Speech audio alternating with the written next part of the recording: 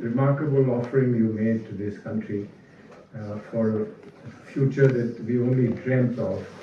And I'm sure that when we look at what the failures were, why we couldn't implement the remarkable vision that you have given to the policymakers of our country, I can only say that it was a privilege to have known that during the time that we were in government, that you were responsible for giving the most visionary plans and propositions to the government.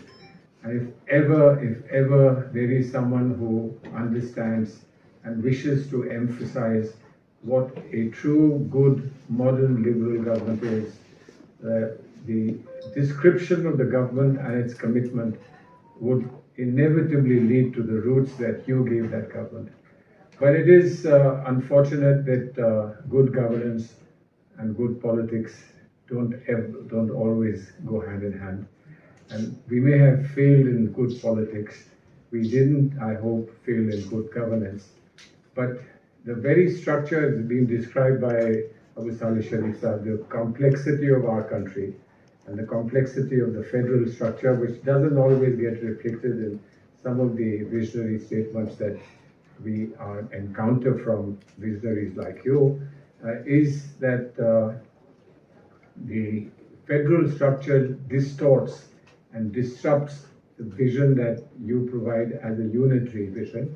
Of course, you put in factors about variance that come from region to region, state to state, and political party to political party. But the complication of running a country like India and giving it the outcomes of a vision that people like you have said is tough and difficult. And I think that what we see today in terms of the outcomes for those who try to implement the vision that you have given us is itself a clear statement of why we are where we are today and why we missed the picture that you have provided to us. But nevertheless, despite the missed bus, we still stand here in great acknowledgement and deep gratitude to the fantastic work that you have done. It will prevail one day. Whatever happens, one day the sun will shine again and it will prevail. Thank you. What happened is that I came back from Chhindwara, my small town, the village, connected by beautiful roads. And there was a song I had heard in Chhindwara, which goes like this. जबकि नगाड़ा बज ही गया है, जबकि नगाड़ा बज ही गया है सीमा पर शैतान का, तो नक्शे पर से नाम मिटा दो यारों पाकिस्तान का. This was Balkavi Bairagi. So, in the middle of the night, I cited. He was shocked. He said, what kind of poetry is this? He said, in Pakistan there are people, there are human beings. There are love, affection, emotions. There are deprivation, starvation. And why should we change the geography of the world? It is only for the superpowers to change. And we are not that kind of a superpower who wants to change the geography. I couldn't sleep the whole night. I said, what kind of naivety I have grown up with? And I even remembered that poem today just because of my own naivety. But let me come to the 5 persons. The first person I remember, which made a significant impact on my thinking, is Dr. Onima Guh. She was an activist, prolific writer in Ohomia, worked for gender sensitivity issues, malnutrition. She was wife of Professor Amalendu Guha, economic historian. In Gokhale Institute, where I was a pre-PhD student, I often used to go to her place to have nice evening snacks. But I remember when I was leaving Pune to come to Delhi to work with Professor Amartya Sen, she wrote a letter to Navnita Dev Sen, wife of Professor Sen. And I still remember, she wrote in Bangla, in English it is, Amitabh is a rural boy who is going from a metropolitan city to a mega city. Navanita, take care of him. That is exactly the word that she wrote to Mrs. Sen. She wrote, you can see the autobiography of Anima Goho. Jiboner Joar Bhatar Majedi. She writes about me that this young man, I asked him, what are your great dreams in life? And he tells me very enthusiastically, I have two dreams. One is to go abroad once in my lifetime at least. And the second is to own a car. And she wrote it in her autobiography. First foreign trip was to Poland, and I stood in front of a car, took a photograph and sent it to her. I said, I was cheating, the car was not mine. But still I sent it to her to say, look, I have fulfilled my two dreams. I met her just a year before her passing away in her house in Guwahati. Amalinduda was no more. And she asked me, Amitabh, do you own a car? I said, yes, a small one. She said, and how many foreign trips? I smiled. She started laughing. That was the last time I met her, and that's the photograph you have. The second person that I would like to mention is, please go to the next one, is a white American lady. I didn't have the opportunity to ask her name also. It was a Sunday morning. I was living in a black-white mixed area in Philadelphia. And as I was walking, I saw this old lady coming from the other side. And she was trying to come from the road to the pavement. And she lost her balance. So I thought I should run and grab her. But then I thought, no, she has balance. Oh, no, she's falling down. My God, no, she has balance. And she fell down. And she hit her head on the pavement. I ran and I lifted her head in my lap. And I screamed, somebody calling a taxi. Would you believe there are people passing every minute? This is a black locality. None of them stopped. I screamed for 15 minutes, please get me a cab.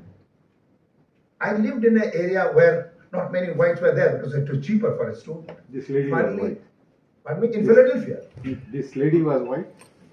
She was a white lady, Finally, one car came after 15 minutes, and the white young man comes out, and I helped her to be in, and I only remember her blood-flushed face, and she looked at me and said, thank you. So I wanted to get in to go to the hospital. But this young man, white man, told me, thank you. I said, do you know her? He said, no, I will take care. He almost said to me that you have done enough, much more than expected, then I'll take care of you. I was absolutely stunned. This is the morning photograph. I'm walking, and in the evening I'm coming back. I asked my librarian friend, he said, what kind of city is this? You know what she said? He said, Amitabh, you have afternoon free. Go see a movie. Black Caesar. I immediately went. I said, can you come along? He said, no. I'm known for my activism. I'm not safe in that hall. The cinema hall full of at least 600 people. And the story was Black Caesar. A black boy gets bashed up by a white man, and he grows up with limps. And the whole film is about how that black man, Black Caesar, takes revenge on the whites. Whenever he finds small racist activity, he cuts the nose, cuts the hand, and every time he did that, the whole hall was clapping, laughing. Young black boys and girls. I said, this is a film being shown in Philadelphia, right in the center of the city. So I called my friend, librarian friend. I said, what kind of films do you allow? He said, this is freedom of expression. I told him, thank God, We don't allow this in India. But that I am saying, I have not seen the recent films though. The third person I remember who made considerable impact on me is Kiko-san. Is that a photograph? Tony Smith. Okay, can you go to the next one? Yeah, this is the one. Kiko-san is, you see in the first photograph, I am with Professor Kawashima. Tatsahiko Kawashima, he was professor at Dakshin University, and his little daughter. They were helping me in my shopping. Kiko-san went to study Polytechnic, and she met her royal prince. Not her royal prince, she met the royal prince, the second son of the king. They fell in love, they got married. But before that, would you believe, Cabinet of Japan had to pass a resolution that the royal prince will be permitted to marry a commoner who is a distinguished professor in Dakshin University. I was surprised about the hierarchy that they have. I remember one morning when I went to Kawashima's house. By the way, this Kiko-san is, I just got the photograph. I didn't meet her after. She was in my house in Jawaharlal Nehru University, playing in the carpet. We were sitting, and when she got married, many journalists came and said, "Can you give this photograph?"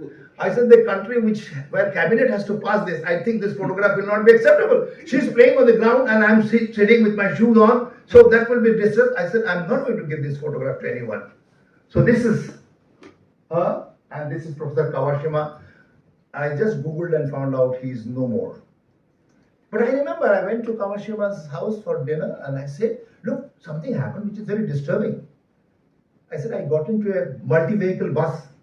I could only afford buses, So I was sitting in a wrong place, and the driver gave me two dirty looks but didn't say anything. When I got the chance, I sat down. And one young lady came and stood there at that place which was not the right place. The driver almost threw her out the way he screamed at her. So I told Kawashima that you respect foreigners too much. You know what he said? He said, "It may not be foreigners only, it's the gender dimension. The girl has got no business at this busy hour to be, or she's standing in the wrong place."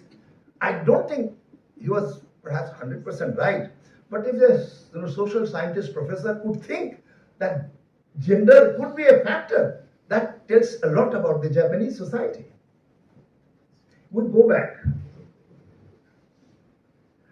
I was leaving Philadelphia to come back to India. One night before, Tony Smith organized a dinner for me at his house with all the faculty of regional science getting together. Bid me goodbye. He came to put me in a taxi. Tony, I must tell you, Tony, every Saturday evening, he used to have a 7 o'clock workshop for 2 hours.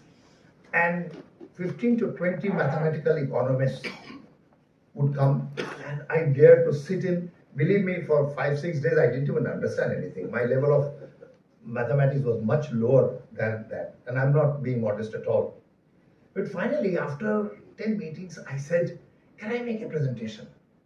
Tony said, "Yes, go ahead."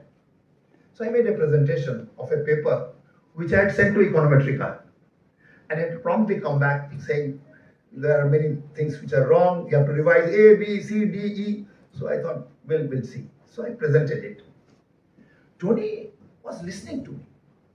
I think he's one of the top mathematical economists, only economist I think in India who can match is Sukumar Chakraborty, He said, "Amitabh, you're saying much more than that Amartya Sen's index and Atkinson index as a problem. You're saying no poverty measure, which is a linear function of the income level, can satisfy the basic minimum requirements." I said, "Do you think it's good?" He said, "Give me time. Give me 3 days." After third day I went. He said, sorry, I thought he's a busy man. He said 2 days more. On the 5th day, he comes to my room and he gives me a paper. He said, Amitabh, this is your paper. I'm not joking. For 7 days, I could not even understand it. My paper had begun with Chanakya. It talked about how Guru Nanak Dev talked about poverty and then came to saints measure. I found it began with let P be a function of x1, x2, x3 and y is equal to z, and nothing of that made sense to me. Believe me, it took me 7 days. Then I told Tony, I'm grateful to you. Can I add my name as a co-author? And Tony says, shut up, this is your paper.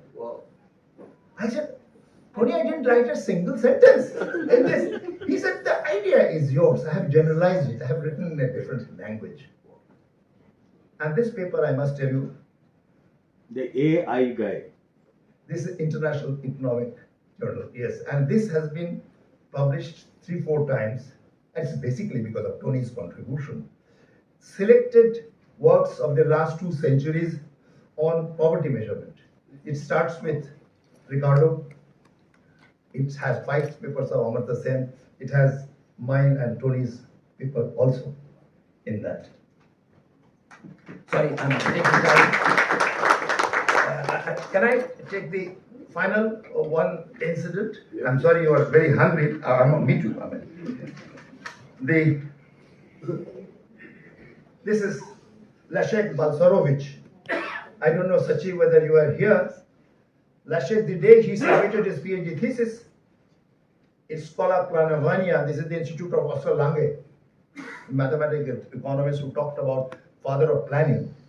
The day he submitted his PhD thesis, we had a glass of beer and we celebrated his thesis after having 3 days discussion on the thesis. So when I came back, I was not the dean, so I arranged a small fellowship for him, 500 rupees per day from ICSSR, and he came for a month. I arranged lectures by him in Jawaharlal Nehru University. The first lecture was over. Professor Bhamri, the great political scientist and CPI leader, tells me, Amitabh, you are going to lose your job. What kind of person has he brought? He's a rabid market economist. He is against Russians. He is against the communism. He is perhaps an American agent. I said, do you really think so? Because he's from the Oscar Lange school. And he said, no, this is dangerous. So he gave 2 lectures. And I said, well, nobody loses job in JNU because of ideology, So that is being proved. Luckily, he did not complete his 1 month. I just take 2 more minutes. Yeah. He left because his party called him. You remember in Poland, Perestroika was on, Leo Wałęsa, he was the leader. And after 3 months, I heard he is the deputy prime minister of Poland.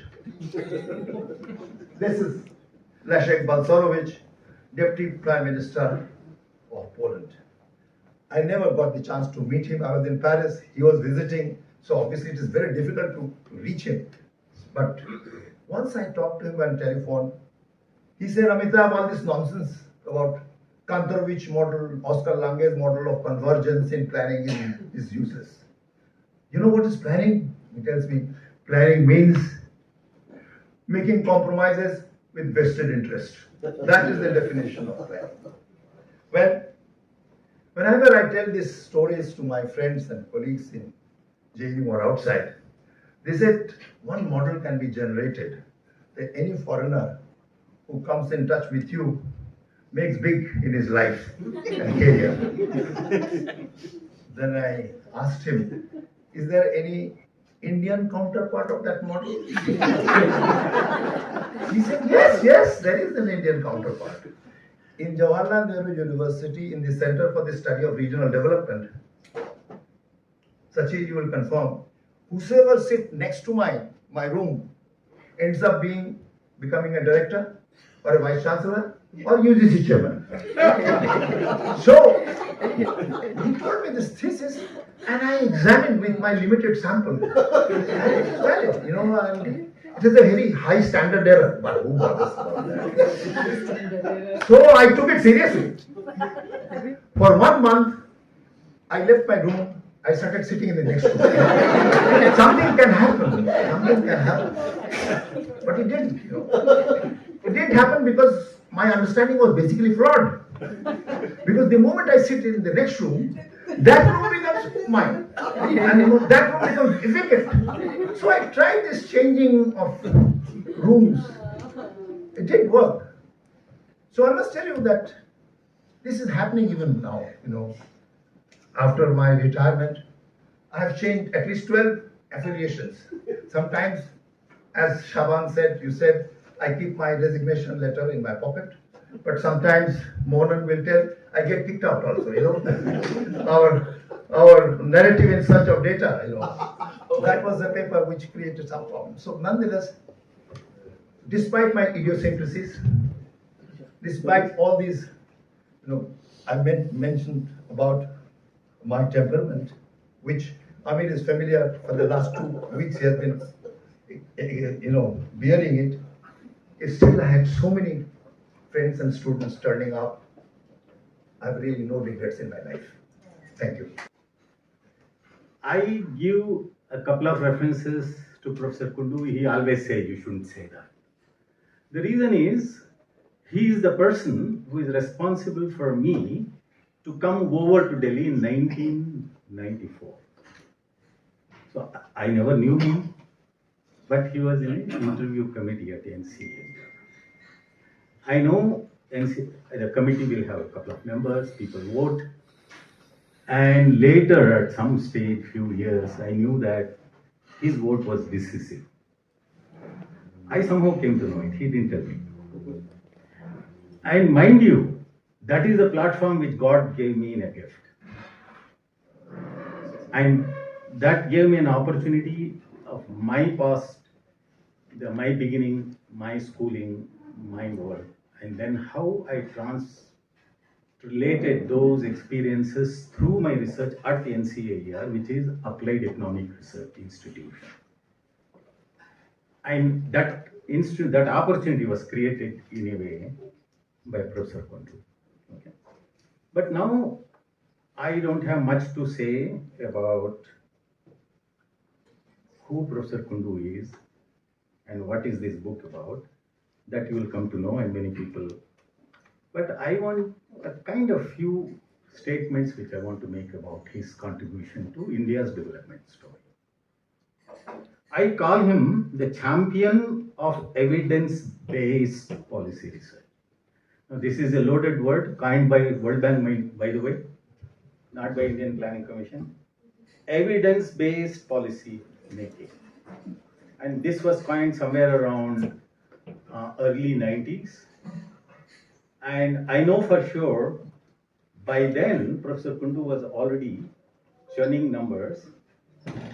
He was just not churning numbers, he was debating numbers with the doyens of economic policy, like Amartya Sen. I remember some of the citation I don't have right now. It must be there in the book, where he has argued with Amartya Sen and others as to the structure of development and how it should be measured.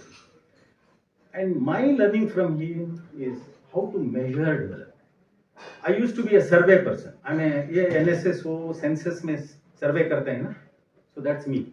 I have done this for 20 years. I have visited hundreds, in fact thousands of households. I talked to people, all kinds, in villages. But I didn't know. Of course, I did my statistics, I went and did my PhD, but still, when you come back to India, I did my PhD abroad and kind of left. But how do you use that data and churn it out in numbers which is understood not by you, intellectuals, not even by you, but by these policymakers, often who have absolutely no education to understand. Right? There is a procedure to communicate to that, and those procedures are made n number of committees, experts. And Professor Kundu probably now he must count how many committees you were chairman in your whole life. Probably there are thousands. So the culture of rigorous public policy as an open forum in true earnest began at the time of liberalization in 1990. Before that also statistics were discussed, census data was discussed, blah, blah, etc. But after liberalization, institutionalized,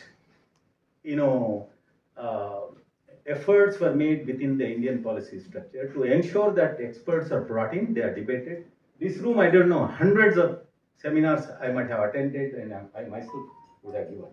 And I see one of the places, it's like my next home, because we attended so much, we have learned so much from these seminars. And you imagine, Professor Kundu, how many of those words must be echoing from these walls. Following decades after 1991, there is a certain amount of sanctity was brought to the use of data. You must correct me that data was important. Data became important in policy making. And there are few others. I want to take their names, such as Professor B.S. Minhas. Another name, Suresh Tendulkar. I don't know how many youngsters know these names. Please go back and do Google. And Professor Praveen Visaria. M.S. Swaminathan, although he was a scientist, he was in many of our Y.K. Alaksa, and of course Professor Kundu, and there is a long list. Now these people, in my view, I was working, but I was also growing to understand the vastness of India, the vast geography of India. Then how do you comprehend that in policy making? You are doing a national plan, then you have to do a national sub-plan, you have to do budgeting at the state level. We were involved in so many budget debates and discussions. So this is a very complex process. So how do you do that measurement is what Professor Kundu has taught to every student and me. Having spent a lot of time with him, not as a student, not as a colleague, not as a friend, but as an associate. Every seminar we went outside Delhi, wherever he was present, I used to spend all my time with him. And that is when he taught me all this. Thank you very much, sir, for giving me that opportunity. But you have also given a lot of trouble during those days. नहीं उसको बचा के रखा. Now, beginning, I am giving reference to a few other things. Beginning of, so I'm having a problem in my eyes. Remember the days when universalization of midday meal school system began? Can anybody say the year when midday meal scheme became universalized in India? Anybody? See, you should know when it happened. Is that still continuing? Midday meals is a normal politics in giving education to our children. But we were party to those meetings. There are recommendations already present in the files. And now nobody reads them. Or is there any more research being done on this area? We don't know. Similarly, assessing malnutrition and undernutrition among children and youth. And there is also an emergence of gender empowerment surveys. I remember especially the name of Devaki Jain and Janana Jabala. I think that's her name. And Renana. And even Madhu Keshwar was there in some of those meetings. But those were the days that the gender empowerment, the origin of establishing gender empowerment research took place there.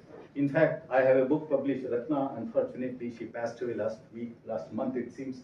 She was my colleague. We have written at that time a very influential book published by Oxford University Press. And Professor Kundu was in the committees to process that book on gender empowerment in India. That was published long ago.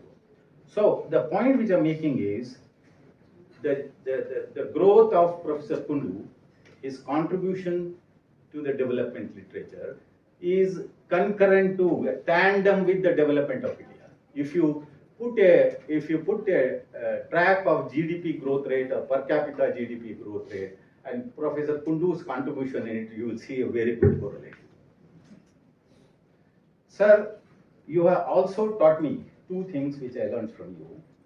is when we are talking of 10% increase, 20%, government ने इतना पैसा दे दिया, 50% improvement होगा.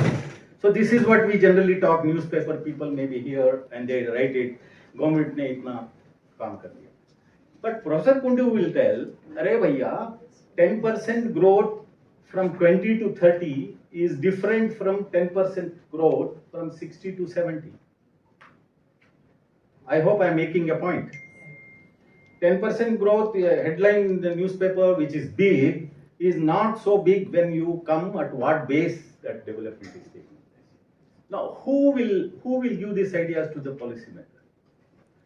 And Professor Kundu resolved that issue in a very different manner.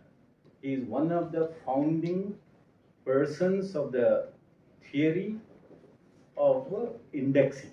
So I prepared in consultation with Professor Kundu's guidance a district development report on various, including his infrastructure variables. I got that from census and so on and so forth. But not least, some of the seminal contribution of Professor Kundu is in the area of inclusion. He was the most respected consultant for Sachar committee report. I'm not going to talk about that. You go and Google what that report is. Professor Kundu was the chairman of the post-Sachar evaluation committee. Professor Kundu also wrote a report called Diversity Index Report. Please go and read this report, all students and whoever want to do development work in India. Flipping through the feshrift, the sheer range of topics. It's more than any academic can. I mean, the people aspire to this. Several people may aspire to this in several lifetimes, but to have this range of topics, of course, with overarching theme of commitment to social justice, social welfare, running through, is something truly remarkable. And the students that you have mentored, nurtured, your own role as a public intellectual of great consequence, writing, intervening, speaking on matters of enormous national importance. I first encountered his writing and work in the context of the post-Sachar discussions, and then I began to read and follow more of what he was doing. And he's also a great friend of the Wire, as are many of you here. So thank you very much for calling me. I think it's fantastic that a book of this kind has come out, a tribute to a truly great professor. And I hope that he carries on his work, and we have time for future volumes also that will recognize the work that carries on from here on. Thank you so much. This is not only a book launch, it is a celebration of 5 decades of scholarship, a rare opportunity to talk about a scholar whose work has influenced academia, public policy, and generations of researchers, including all of us. Few scholars shape the disciplines, fewer still shape how we think about development itself. And that is where actually I'm going to highlight Professor Prof Kundu's contribution. I highlight Professor Kundu's some intellectual contribution here. The first which I take obviously is the most actually prominent is on the urbanization. And the question is what actually in some I can say the cities for whom? That is actually kind of question he is asking. And Professor Kundu changed the central question of the urbanization here. Urbanization is not only for him about growing cities, it is about who gets access to the cities and who gets excluded. That is what actually comes out if you read all his actually contributions. His idea of exclusionary urbanization, rising land prices, unaffordable housing, insecure employment, exclusion of poorer migrants, and that actually what actually he did over the years. He shifted the debate from growth of cities to the inclusiveness of the cities. That's what actually you see in many of his papers. Now I'm coming to the migration, and his work basically highlights on the migration. Migration is not much more than it is much more than the movement of the population what census counts. And that's what he actually brings many things, he reflects. Labor markets, employment opportunities, regional disparities, human aspirations, and that's what actually sums together that what actually perhaps shapes the movement of the population. On the regional development and spatial inequality, he highlights India's development cannot be understood through the national averages alone. And that is where he says that, repeatedly he shows that regional disparities, metropolitan concentration, and stagnation of small towns are not very good for the India's balanced regional development. And multiple actually, including even the government public enterprises and actually the regional development. The book in the 90s actually came out as a classic. And that is why he says, growth is especially uneven in India, and that actually continues for the several decades, highlighting that. And balanced regional development remains central to inclusive growth, what he highlights. The another aspect of his has been on the measures of development. And particularly, he brought together the whole philosophy of creating and measuring development for 200 years. And actually, some of the papers in the book, which comes out with Amartya Sen, and including those papers, which actually where the papers of Adam Smith and others are also included. That actually where the scholarship goes to that level. Where Professor Prof Kundu, he questions the GDP alone cannot measure like many. And as a student of Amartya Sen, he does that beautifully. And his work on human development introduces broader measures involving education, health, housing, infrastructure. And later his work on multidimensional poverty further expanded our understanding of deprivation. And his work basically merges with his guru, Amartya Sen, that development is about expanding the capabilities. Actually, that paradigm, it continues. Not merely increasing income. That's what he brings in. On poverty, he wrote several papers. And poverty, inequality, and labor markets, he has done enormously. And one thread but runs across is that equality and equity. His research demonstrates that poverty is multidimensional, inequality is structural, labor market are socially segmented, and that's what recently in 2 years back he did with the one eminent organization. His scholarship consistently asks who benefits from the growth in policies and who remains excluded. And that is why he will point out that in Delhi, and passionately he debates who get discriminated in the urban labor market. And that's what he kept on doing and shaping the policies. He is a basically public scholar and institutional builder. Professor Kundu's work never remained only inside journal articles and books. His research has influenced urban policy, migration policy, regional planning, minority development, and equally important, he has mentored generation of scholars. Many of us in this hall have learned from him, worked with him, or been inspired by him. That actually what his contribution comes from. A personal reflection for him, what always strikes me about Professor Kundu's work is that his scholarship combines empirical rigor, and he reads it data, just give him data and the way he reads it. And that is actually somebody like a painter discovering something, the painting, that is actually the figure becomes a kind of painting. And also the figure reflects the people behind those actually kind of situation. So empirical rigor, theoretical innovation, policy relevance, and deep human concern has been his actually basic concern. For him, evidence is never simply about numbers. Numbers do not count. Basically, it always about the people and behind those numbers. About today's gathering, today's audience itself reflects the Professor Kundu's influence. All of us are here.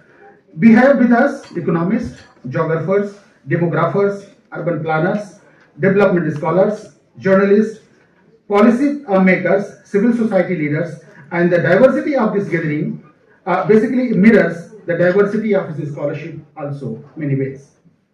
And a sincere thanks to the editors of this volume, excluding me, that actually they are here, Professor Abdullah Khan, Professor Abu Saleh Sharif, and Mohananji, and every contributor and authors. Our distinguished speakers who will be basically coming and speaking, the organizing committee, colleagues, who made all this possible, and we will enjoy the evening. But I come to the kind of concluding reflection about him. What makes Professor Kundu different from other scholars, which actually I thought and reflected upon. Basically what he does, he questions the accepted wisdom rather than follows it. That is what I feel. Often actually his question will be why this? And that what actually, years of engagement with him, what I found. He is among the few who brilliantly combined economics with the geography, demography, and public policy long before interdisciplinarity became a fashionable thing. And I know Munis Raja and other he often talks about, but he really demonstrated how to combine it together. He never separated rigorous empirical research from concerns of equity and social justice that always remains. He demonstrated that the purpose of his scholarship is not only to explain society, but also improve it. And that is where his first, maybe that from Malappuram to here in the morning, he's traveling everywhere despite all actually the difficult situation. A real quality of him, which I personally feel, he has ability to speak to the power while working within various committees. He will go to secretary, designation is in my pocket. If you don't want to agree, it is here. And we have seen this. And thank you, sir, for this actually speaking to the powers. In sum, every generation has a distinguished scholars. A few redefine the entire fields. Professor Amitabh Kundu belongs to that rare tradition. It is our privilege to celebrate the extraordinary academic career. And that is where we are. Thank you very much. It's really a testimony to Amitabh Kundu's popularity that all of you are here. I must correct Shubhashish. I must give him the registration list with the dates of birth. Quite a few youngsters who are sitting at the background. They didn't speak, but they're here. And so I hope that this legacy continues. I have to thank Susan and Aarti who helped us a lot with those photographs and did it so well. We were able to bring out this volume in quick time. Particularly thanks to all of you who contributed the papers. These were not easy papers to write because these were papers that at once discussed an academic issue, a policy issue, and a personality. And you will see, and I urge all of you to go through the papers. They're just fascinating in terms of being able to bring these three aspects together and highlight the contribution that one social scientist can make to 50 years of country's growth. And that is what I must thank all of you for, especially the contributors, the fellow editors, people who I sprung this surprise on and you had to come and speak at a moment's notice. And above all, thanks so much to Amitabh Kundu for having given us this chance and this opportunity to bring a unique kind of a volume together, which highlights the contribution that one person can make in such with such elegance and with such sophistication and with so much in the background that almost everything that you see that we are looking at today is an aspect that Amitabh Kundu has worked on or has spoken about. That's the real thanks that I owe Amitabh Kundu, and I hope and I know that there are several other people in this room who deserve such an evening, and we will hopefully identify those and get going on the next volume inspired by Amitabh Kundu. क्या तुमने आज की ताज़ा और बड़ी news सुनी है? नहीं, मैंने तो नहीं देखी। एक बात बताओ, तुमको हर न्यूज़ सबसे पहले कैसे पता चल जाती है? मैं न्यूज़ वाला अड्डा फॉलो करता हूँ, इसीलिए मुझे हर चीज़ की जानकारी होती है। हाँ साहब, मैंने भी न्यूज़ वाला अड्डा सब्सक्राइब करा हुआ है। अच्छा, तो मैं भी जल्दी से सब्सक्राइब कर लेता हूँ। आप भी जल्द से जल्द न्यूज़ वाला अड्डा सब्सक्राइब करें और सबके साथ शेयर करें।